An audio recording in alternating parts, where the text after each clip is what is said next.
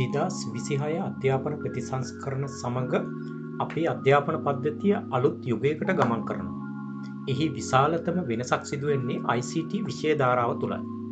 තාක්ෂණය සමග සිතන, නිර්මාණය කරන සහ ගැටලු විසඳන නව පරපුරක් බිහි කිරීමට මෙය අරමුණු කරගෙන තියෙනවා.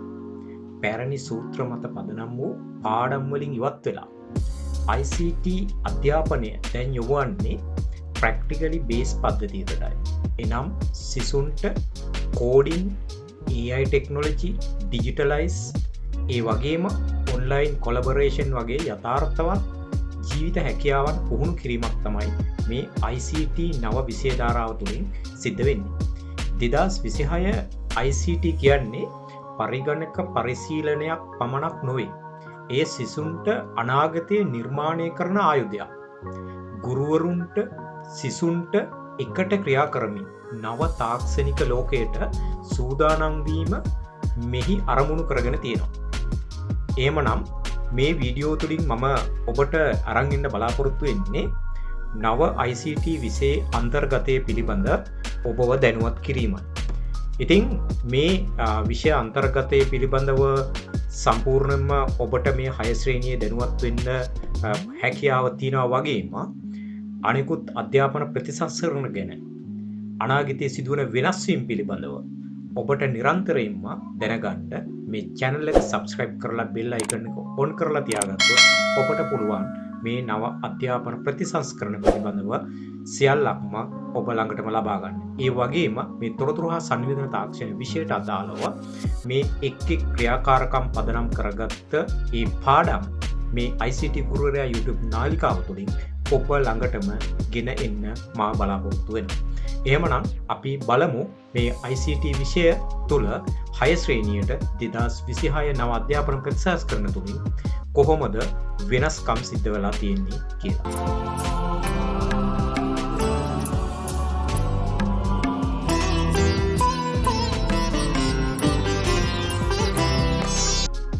ඔබට දකින්න පුළුවන් මේ තියෙන්නේ 2026 6 ශ්‍රේණියට පළවෙනි වාරය සඳහා නිර්මාණය කරලා තියෙන, සකස් කරලා තියෙන මොඩියුල 1 සහ 2.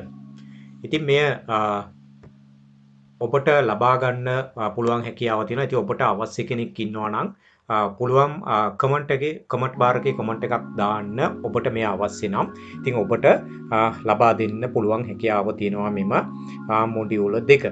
ඇත්තට මේ මොඩියුල ගැන කතා කරොත් මේ මොඩියුල නිර්මාණය කරලා තියෙන්නේ ක්‍රියාකාරකම් පදනම් කරගෙන ළමයිට වැඩ කරන්න පුළුවන් ආකාරයට තමයි මේ සියලු මොඩියුලස් නිර්මාණය කරලා තියෙන්නේ. ඉතින් සාමාන්‍යයෙන් විදිහට සටහන් තබා ගන්නවට වඩා පොත්පත්වල ඔබට ප්‍රායෝගිකව තොරතුරු තාක්ෂණය මෙවලම් භාවිත කරමින් ඒ දැනුම ලබා ගැනීම තමයි මේ පාඩම් වලින් අරමුණු කරගෙන තියෙන්නේ. ඉතින් 6 ශ්‍රේණියේ දූ දරුවන්ට මේ පළවෙනි ක්‍රියාකාරකම විදිහට මේ මොඩියුල අංක 1 තියෙන පරිගණක ක්‍රීඩාවකින් තමයි ඔබ මේ පළවෙනි පාඩම පටන් ගන්නෙ. පළවෙනි මොඩියුල ඔබ පටන් ගන්නේ විනෝදාත්මක ක්‍රීඩාවකින් පටන් ගන්න. ඉතින් දරුවන්ට ඉතා ආසාවෙන්, ඉතා වමනාවෙන් මේ දේ කරන්න පුළුවන්. ඉතින් මේ සඳහා අවශ්‍ය කරන ක්‍රියාකාරකම් නිර්මාණය කිරීම ගුරුවරයා සතු කාර්යභාරයක් බවට පත් වෙනවා. ඉතින් ඒ නිර්මාණාත්මකව ඔබට මේ පළවෙනි ක්‍රියාකාරකම් සිද්ධ කරන්න තියෙනවා. මේ වගේ සිතුවමක් දීලා මේ සිතුවම වර්ණ ගන්වලා මේ සිතුවමට හැඩ වැඩ එක් කරමින් මෙවලම් භාවිතා කරමින් සිද්ධ කරන්න තමයි මේ පළවෙනි ක්‍රියාකාරකම විදිහට නව අධ්‍යාපන ප්‍රතිසංස්කරණ වලට අනුව 6 ශ්‍රේණියේ තොරතුරු හා සංවේදන තාක්ෂණයට මුලින්ම ඇතුළත් කරලා තියෙන. ඉතින් මේ සඳහා මිනිත්තු 50ක කාලයක් ඔබට වෙන් වෙනවා.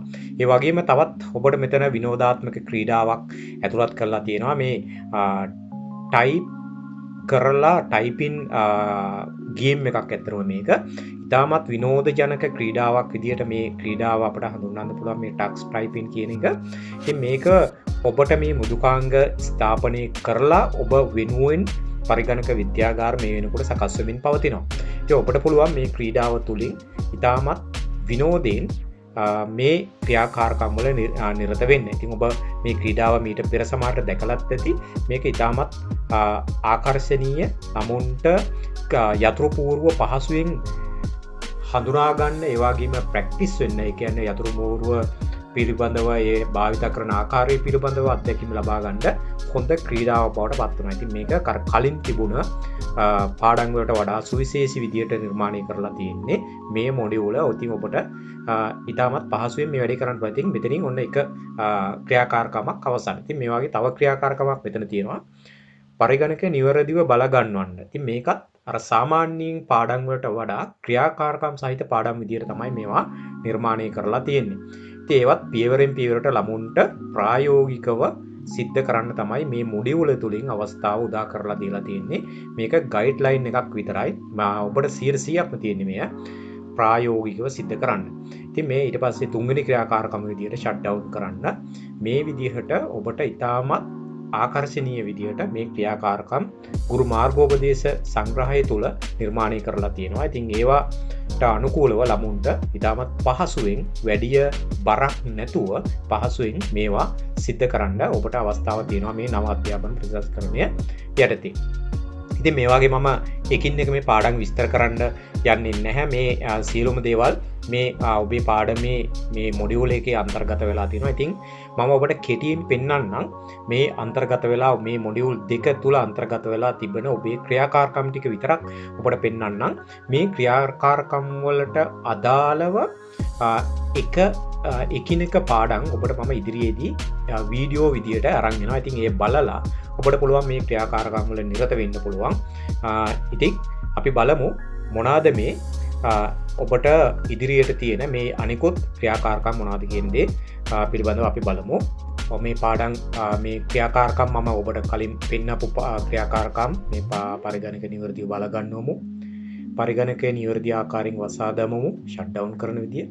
පරිගණක යෙදුම් භාවිතයෙන් යතුරු ලියනය කරමු. මේවා සියලුම දේවල් විශේෂයෙන්ම ඔබට මතක් කරන්න ඕනි. ක්‍රියාකාරකම් පාදක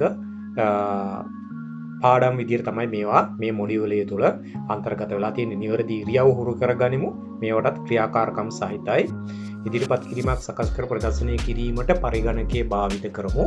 මේ 6 වෙනි ක්‍රියාකාරකම 7 වෙනි ක්‍රියාකාරකම විදියට ඔබට තියෙනවා පරිගණකයක ක්‍රියාත්මක කිරීමට අවශ්‍ය මූලික උපාංග හඳුනා ගනිමු.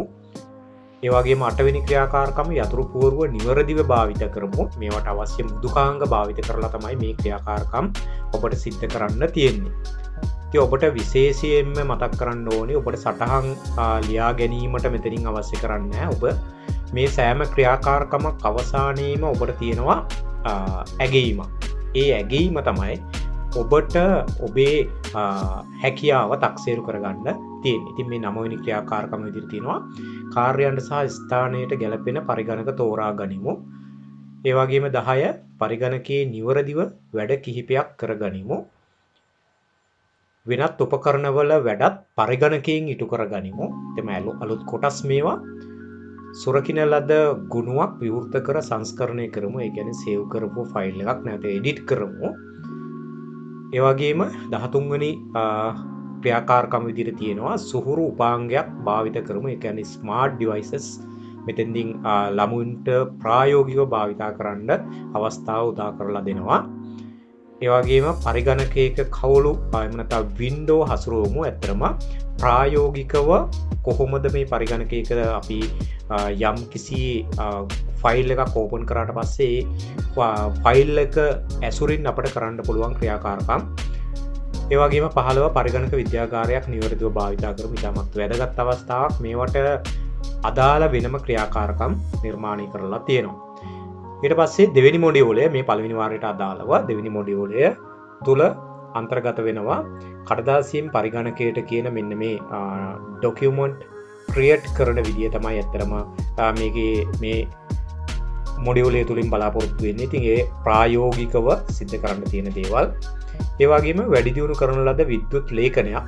ඒ කියන්නේ අපි සාමාන්‍යයෙන් නිර්මාණය කරන ඩොකියුමන්ට් එකකට වැඩිය එහා ගිය ගුණාත්මක භාවයෙන් යුක්තව කොහොමද අපි ඩොකියුමන්ට් එකක් නිර්මාණය කරගන්නේ ප්‍රායෝගිකව මේ අවස්ථාව ඔබට උදා වෙලා තියෙනවා. පරිගණකයක ලේඛනයක් විචිත්‍රවත් කරමු. ඉතින් අලංකාරවත් විදියට ලේඛනයක් නිර්මාණය කරගන්නේ කොහොමද කියන දේ මෙතනින් බලනවා. ඇත්තට විශේෂයෙන්ම සාතික පත්‍රයක්, ආරාධනා පත්‍රයක් වගේ විචිත්‍රවත් ආකාරයට නිර්මාණය කර ගැනීම සඳහා සිසුන්ට ප්‍රායෝගිකව මේ අවස්ථාව උදා කරලා දීලා තියෙනවා. ඒ වගේම තමා පිළිබඳව පරිගණකයට ඉතින් මෙතෙන්දින් ඇත්තටම ඉතාමත් ආකර්ශනීය ක්‍රියාකාරකම් ගොඩක් මේ ඇසුරින් ඔබට නිර්මාණය කරලා තියෙනවා. ඉතින් මේ ටික තමයි පළවෙනි වාරය තුලදී ඔබට ක්‍රියාකාරකම් පාදක ඉගෙනුම් ක්‍රියාවලියකට මේ මොඩියුලය තුලින් නිර්මාණය කරලා තියෙන්නේ. ඇත්තටම මේ මොඩියුලය මම පෙර සඳහන් කළ ආකාරයටම සියල්ලක්ම 100% ප්‍රායෝගික ක්‍රියාකාරකම් සහිතයි. ඒවා සමග දරුවන්ට නවඹු අත්දැකීමක් ලබා ගැනීමට මේ මොඩියුලය ඇත්තටම ක්‍රියාත්මක වෙනවා. ඉතින් ඔබට පුළුවන් මේ එක් එක් ක්‍රියාකාරකම් පිළිබඳව මා විසින් නිර්මාණය කරන ලද පාඩම් එකින් එක මේ ICT ගුරුවරයා YouTube නාලිකාව තුළින් ඔබ ළඟටම අරන් එනවා. ඉතින් ඔබට මේ අවස්ථාව තියෙනවා ඒ ලබාගෙන ඔබට නොමිලේම මේ නැරඹීමේ අවස්ථාව තියෙනවා. ඉතින් channel එක subscribe කරලා bell icon එක click කරලා තියාගන්න. ඔබ ළඟටම මේ වීඩියෝ ඉදිරියට මම අරන් එන වීඩියෝ ඔබ ළඟටම ගෙන්න ගන්න පුළුවන් හැකියාව තියෙනවා. ඉතින් ඔබට සුබ දවසක් ප්‍රාර්ථනා කරනවා. මේ නව අධ්‍යාපන ප්‍රතිසංස්කරණය තුළින් ඔබගේ කුසලතාවයන් දැනුම සාර්ථකව ඔබට ඔප්නංවා ගන්න හැකියාව ලැබෙන්න කියලා නැවත ආදරණීය දූ දරුවන්ට ප්‍රාර්ථනා කරනවා.